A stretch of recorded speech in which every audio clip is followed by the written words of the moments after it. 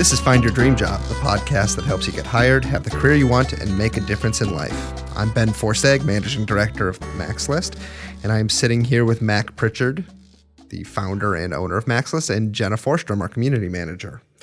So a few weeks ago, Hannah Morgan, a career coach, was a guest on our show.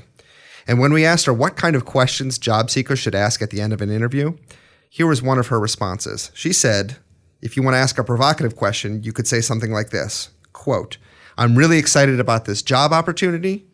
Would you think of any reason why I wouldn't be moved forward in this process? So basically, she is suggesting that some job seekers in certain circumstances might ask straight out, how did I do in this interview to the interviewer? Mac, Jenna, what do you think about this question? As soon as she said it, I was sitting back here listening to it, and I had this visceral like, oh, that's an awesome question. Oh, that's a terrible question, like wrapped into one. Because from a interviewer position, I'm like, I feel like you feel so weak and you're like at the mercy of the hiring manager or the panel or whoever you're talking to, where this is kind of like almost like a swagger question. Like, I've got this.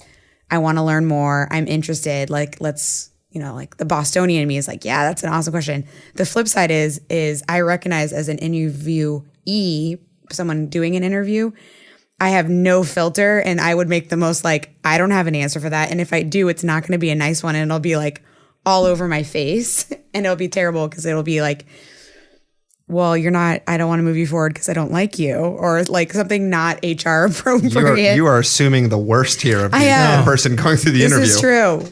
But, so yeah, and I guess if they're a good person, I'd be like, yeah, I don't see, but I don't feel like here, I'm like the lowest person on the totem pole. So I'd be like, yeah, you get to meet with Ben. Like, you're just moving up slightly. But maybe Mac, I don't know. Mac, what do you think? I love this question. And the reason I loved it is because we know that when someone is sitting across the desk from us who's interviewing us for a job, they have objections or concerns in their head. And your challenge as a job seeker is to draw those out so you can talk about them and address them and maybe share parts of your background and your story that can address those concerns. I think it is a bold question, but I think it's in your interest as a job seeker to ask it.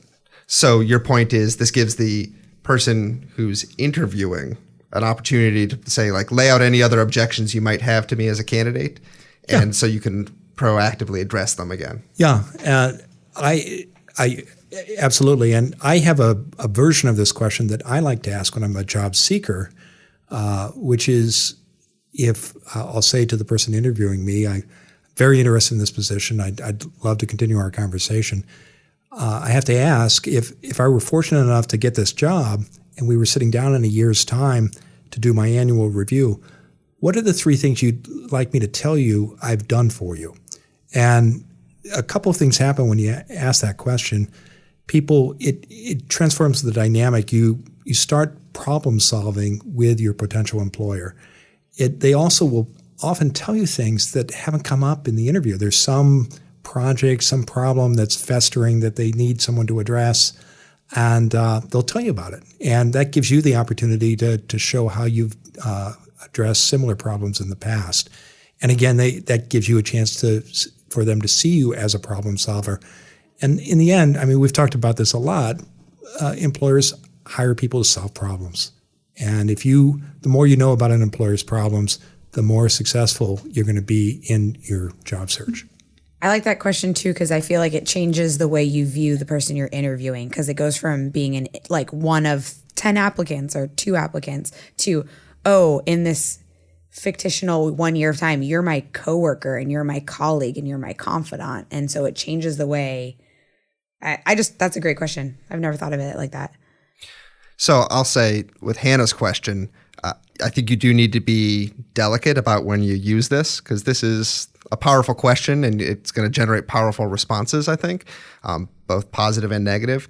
I know as the person who is the employer sometimes interviewing people, if someone asked me this question, it would kind of put me on guard a little bit. And you're asking for answers before I have them or before I've had a chance to kind of think through everything and think about the conversation we just had. And, my initial response might be just, I don't really want to talk about that right now. Let's hold off and I'll follow up with next steps in the future. But I think if you're reading the room really well and feel like you've got a really positive relationship going with the person who's interviewing you, yeah, why not? I mean, this could be the icing on the cake. Okay, thanks, guys. I really appreciate your feedback on this one. Thanks, Ben.